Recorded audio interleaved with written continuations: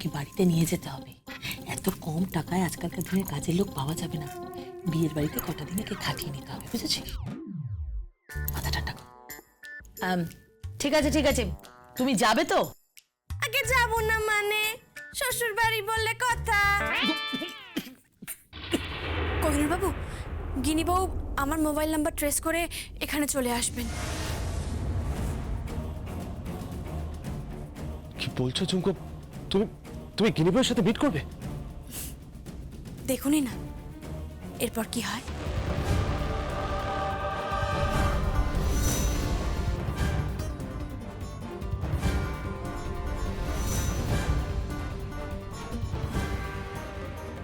এখানেই আছে। আপনি শিওর এখানে? ইয়েস ম্যাম, আমরা ট্রেস করেছি। আমি বড় সাহেবকে বলেও দিয়েছি, উনি বলেছেন যে কোনো রকমের পুলিশি হেল্পের জন্য আমরা আছি। আর আপনাকে যে উত্তক্ত করছে সে এখানেই আছে। ইয়েস, এখানেই ধারের কাছে কোথাও আছে। আমি দেখছি।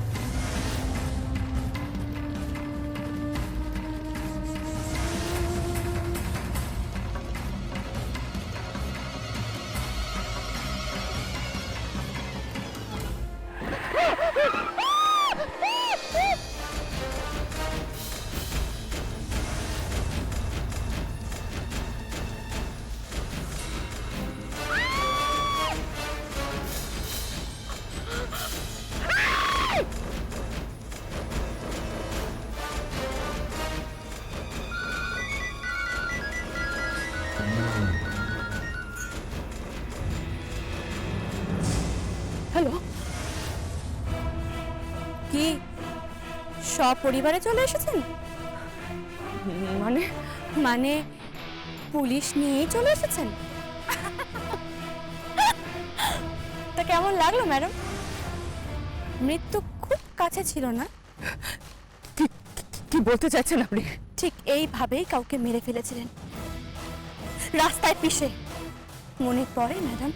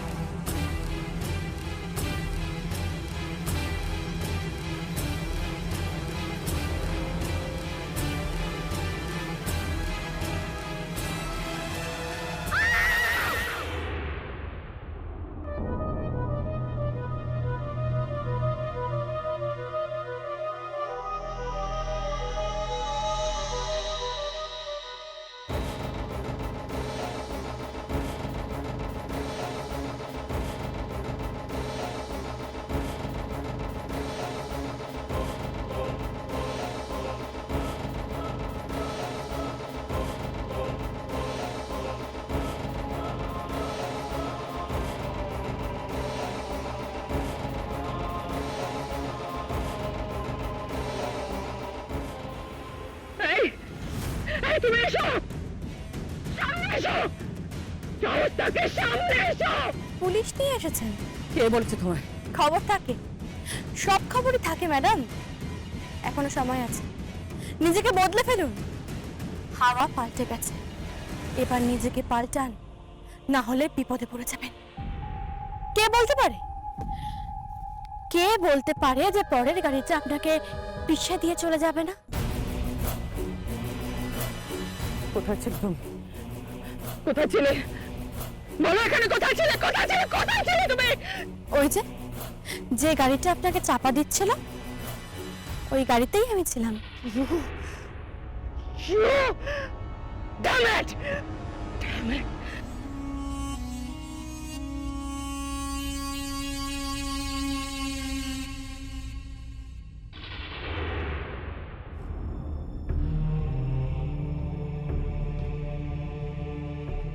ওই যে গাড়িটা আপনাকে চাপা দিচ্ছিল, ওই গাড়িতেই আমি ছিলাম।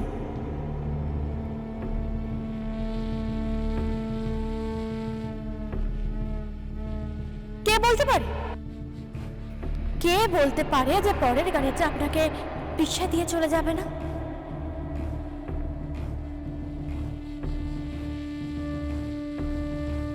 কি হয়েছে কিনিব?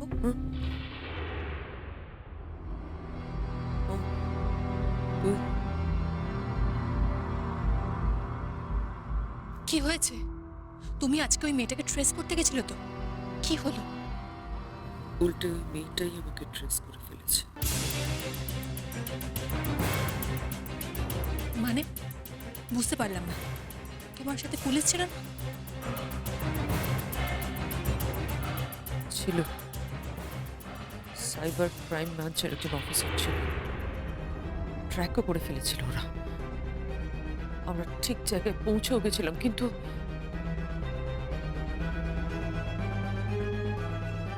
মেয়েটা আমার সঙ্গে উল্টো গেম খেলছে না। গিনিবু, তুমি এসেছো? গিনিবু, কি হয়েছে গিনিবু? তোমার মুখ চোখ এরকম লাগছে কেন? কি হয়েছে? সেটাই তো শুনছি, ওই মেয়েটা নাকি গিনিবুকে আরো বিপদে ফেলার চেষ্টা করেছে আজ। কি হয়েছে গিনিবু? বলো না গিনিবু, কি হয়েছে? কেন এরকম লাগছে তোমাকে? কি মেয়েটা চাইলে আমাকে গাড়ি চাপা দিয়ে মেরে ফেলতে পারতো, কিন্তু মারলো না কেন? মানেটা কি? মানেটাই তো বুঝতে পারছি না। গিনিবু, তুমি মাথা ঠান্ডা করে বলবে তো কি হয়েছে? শোন তাহলে,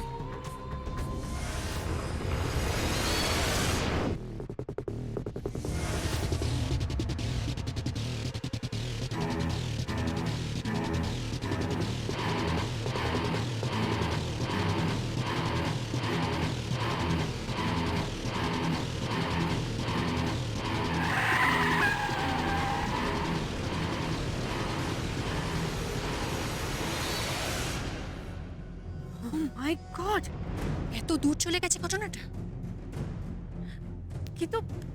কিন্তু গিনিবু, তোমায় মারলো না কেন? সেটাই তো $1,000,000 কোয়েশ্চেন। ও মারলো না কেন?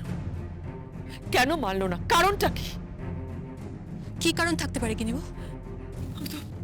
আমি তো সেটাই বুঝতে পারছি না। ও তো চাইলেই আমার মারতে পারতো, কিন্তু মারলো না কেন?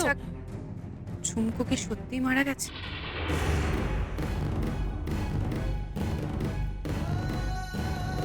কি বলতে চাইছিস তুই? কি জানি গিনিবু, কে এমন থাকতে পারে যে ঝুমকোর জন্য বদলা নিতে চাইছে? গিনি রায়ের ওপর বদলা নিতে চাইছে কে?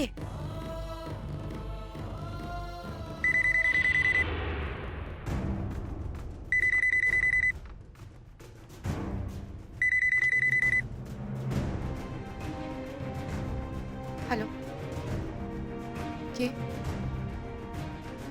হ্যাঁ হ্যাঁ, কে ফোন করেছে? কার ফোন আবার? গিনিবু, ইন্দ্রনীল রায়। ইন্দ্রনীল? আমি এখন কথা বলতে পারবো না। আমার এখন কথা বলতে ভালো লাগছে না। আমি কথা বলতে পারবো না, ব্যাস। গিনিবু, আমার কথাটা শোনো গিনিবু। গিনি বউয়ের কি হলো বলতো? সরি দাদা, গিনি বউ তোমার সাথে কথা বলতে চাইছে না। Extremely sorry. কি হলো? কি কি মনে হচ্ছে? মনে হচ্ছে কেউ একজন ফেউয়ের মতো পেছনে পড়েছে, যে সবটা জানে, সবটা। ঝুমকোর মরে যাওয়ার কথা জানে, গিনি বউয়ের কথা জানে, সে সব খবর রাখছে। কিন্তু সেটা কে? কে সেটা?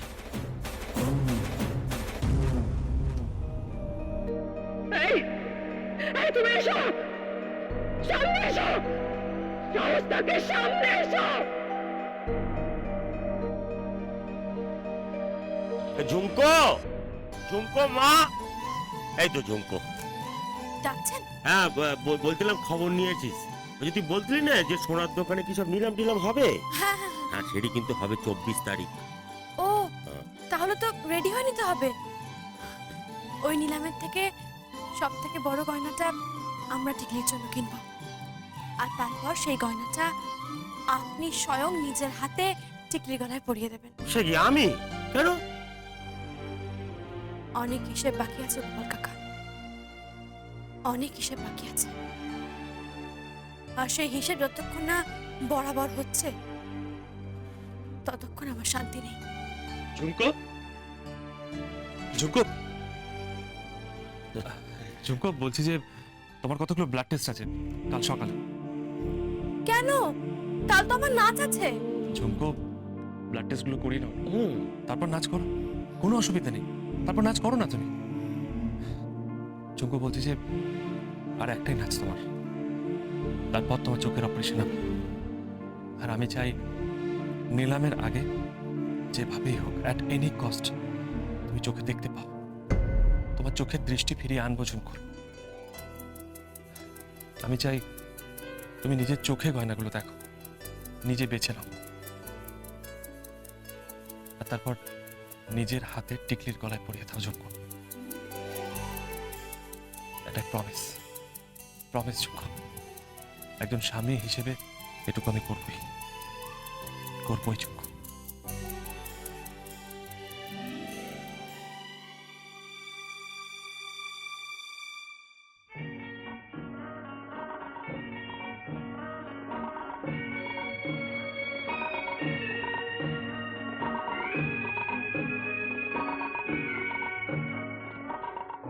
গোছা রজনীগন্ধা হাতে দিয়ে বললাম চললাম, এক গোছা রজনীগন্ধা হাতে দিয়ে বললাম চললাম চললাম।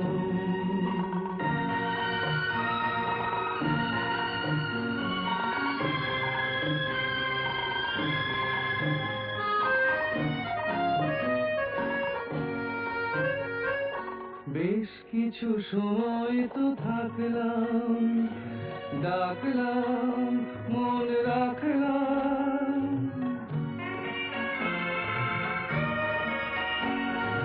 বেশ কিছু সময় তো থাকলাম, ডাকলাম মন রাখলাম, দেখলাম দুটি চোখে বৃষ্টি, বৃষ্টি ভেজা দৃষ্টি, মনে করো আমি এক মৃত কোনো জোনাকি, সারা রাত আলো দিয়ে জ্বললাম চললাম, এক গোছা রজনীগন্ধা হাতে দিয়ে বললাম চললাম চললাম। এখনো সময় আছে। ফর গডস সেক ফিরে চলো প্লিজ কিনি, প্লিজ ফিরে চলো কিনি। আমি ফিরবো না, আমি কিছুতেই ফিরবো না, আমি কিছুতেই তোমার কাছে আর ফিরে যাব না। এখানে সব কিছু শেষ নয়, বেশ নয় যদি মনে হয়,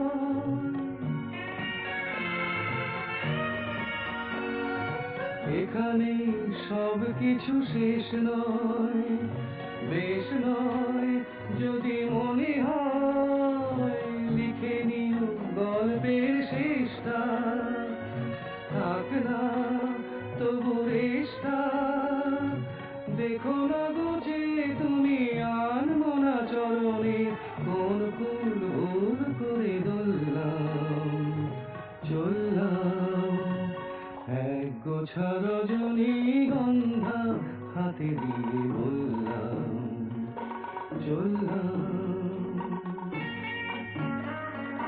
চললাম চললাম।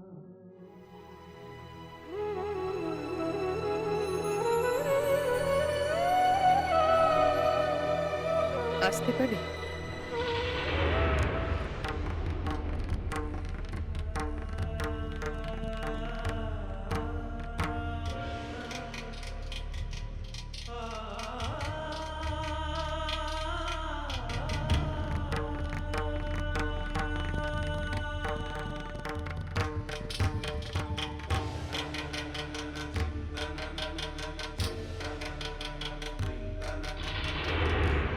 গিন্নি,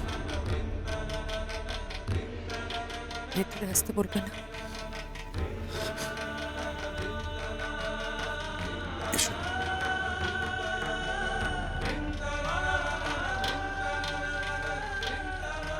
এসো।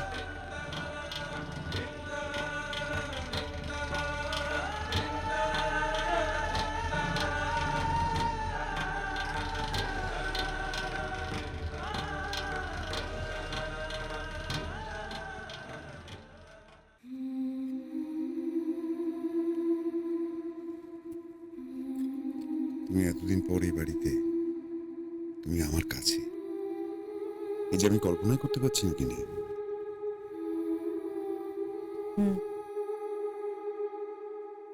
এতদিন পর,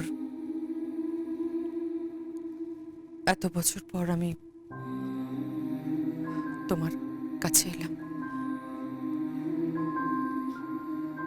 বসো প্লিজ, বসো। কি নেবে? চা কফি কিছু নেবে?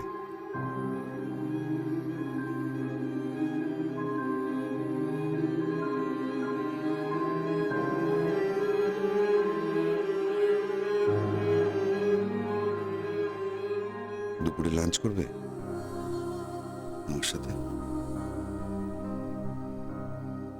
না,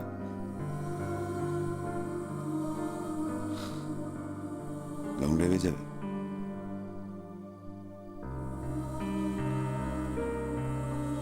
তাহলে তাহলে কি কোনো হিসেব নিকেশ করতে এসেছো? তোমার কোনো চাওয়া বা কোনো না পাওয়া? তাও নয়। তবে ইন্দ্রনীল, আমি, তুমি, আমরা আমরা দুজনেই অনেকটা সময় পেছন ফেলে চলে এসেছি। এখন হয়তো সেই সময়টা ফিরে পাওয়া যাবে না,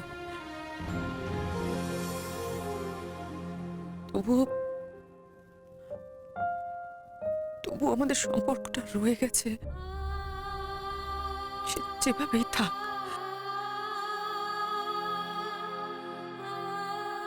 হয়তো তোমার কোনো দোষ নেই, হয়তো হয়তো আমারও কোনো দোষ নেই, তবু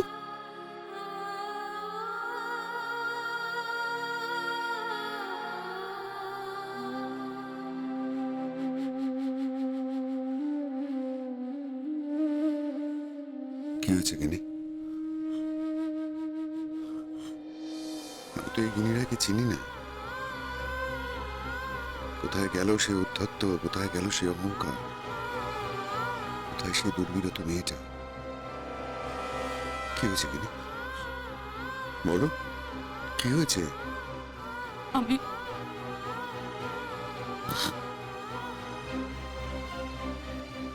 আমি তোমার কাছে কিছু চাইতে এসেছি ইন্দ্রনীল। আমার কাছে? তুমি এত ধনী, এত টাকা, এত পয়সা, আমি কি বা দিতে পারি?